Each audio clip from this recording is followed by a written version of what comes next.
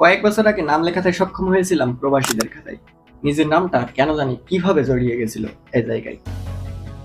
প্রবাসীদের বিভিন্ন সমস্যা, যেটা সত্য বলতে দেখার এই দুনিয়াতে আর কেউই নেই।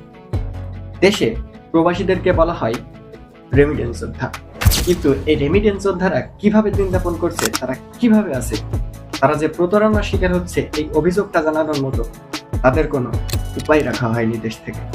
তাহলে তারা কিভাবে আছে, অথবা কেনই বা আছে? এ এক করুণ কাহিনী। সত্য কথা বলতে আপনি নিজেও বুঝতে পারবেন না, কারণ আপনি একজন প্রবাসী না। একজন প্রবাসী বুঝে কিভাবে তারা কঠোর পরিশ্রম করে দেশের জন্য রেমিটেন্স পাঠায়। অনেকে হয়তো বলবে, ভাই তুমি তোমার সংসারের জন্য রেমিটেন্স পাঠাও। হ্যাঁ, মানছি আমি আমার সংসারের জন্য রেমিটেন্স পাঠাই, কিন্তু এই রেমিটেন্সের একটা বিশাল অঙ্ক বাংলাদেশকে এগিয়ে নিয়ে যেতে সাহায্য করছে। একজন প্রবাসী যখন রেমিটেন্স দেওয়া বন্ধ করে দেবে, তখন কি হবে বাংলাদেশের অবস্থা?